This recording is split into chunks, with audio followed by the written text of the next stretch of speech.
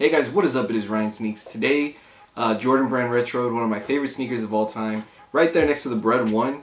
This sneaker holds a place in my heart that is just at the top of the list. I wanted to double up on this sneaker really bad. It's just, right now I'm saving up for a lot of different things, different priorities. So I wasn't able to double up. I ended up winning on all the apps just in case I wasn't able to get it finish line. But luckily I was able to grab at my work and use my discount on it. So this came out to a total of $150. Which is just a crazy deal for this. Here's the label, size 11.5. We got the black cement 3s. Oh man, I waited so long. There's so many times where I thought, I was gonna buy, what was it, 2012 or 2011 pair, and I thought, now they'll come out soon, and they hadn't come out. Then late last year when they announced that they were coming out again, I got so excited. Here's the lid right there. There's no sticker or stamp in the box. I don't think any of these came with it when I checked the pairs at work. You get the cement paper right here. And then let's just get right into it. The shoe itself is beautiful, but that was already expected with the black cement 3. Leather quality is okay. A lot of people were saying how the quality was so good. The leather is tumbled or pebbled, whatever you want to call it. But it's not good. It's not great leather. It's decent. It just looks good because it's just the texture of it.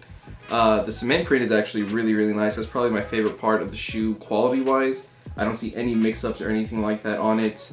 Outsoles, your just normal 3. Of course you get your Nike Air little hang tag. But I mean, overall this shoe is beautiful. We only got 111.5 at the store, which was mine. Like I said, I won on the Foot Locker Champs, Foot Action. I even won a Shoe Palace raffle, but I just passed on those. I figured somebody else could use them. I really wanted to double up, like I said, but just too many things going on right now. I'm planning a vacation, trying to buy a new car, so spending an extra $200 just isn't in my budget at the time, especially with all the other releases coming out soon.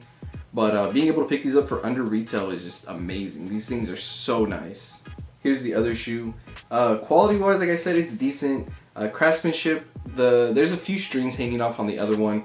The only thing I saw with this is when you bend this tab down, the stitching meets really weird, like one of them's higher than the other. But that's not an issue to me because that is covered, and the strings I can always clip off. So quality, I would say, is decent. Craftsmanship, decent. But they made so many of these. There was a ton of pairs. I know people were hitting me up saying, if I had any extra pairs, could I hold them for them?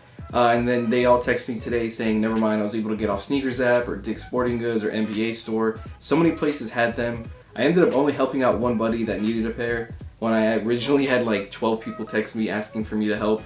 So that goes to say a lot. These were pretty widespread and for a good cause. I mean, everybody wanted these. So resale, I think, on StockX is like $260. So if you're selling on StockX, you're really making retail back. So not really a reason to resell. Everybody who wanted these can get them.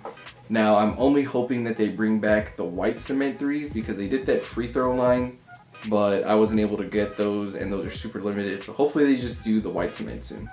Gold toes I wasn't able to get. Our store actually got the gold toes, but we weren't able to buy them. It was a first come first serve, just for outside people, like regular customers, not for employees, so that sucked. I really wanted those too, but wasn't able to get those, so hopefully I'll be able to see those in the future. I know some stores at the mall said that they were getting them later, so I mean, hopefully, if not, it's not that big of an issue, but I really wanted those. Bread toes are next weekend, so I'm looking forward to that. And those Galaxy Foamposites are dropping pretty soon, I think, too, which would be a pretty dope pickup. But wasn't able to pick up the LeBrons, the Kith LeBrons that I wanted. Those sold out super quick.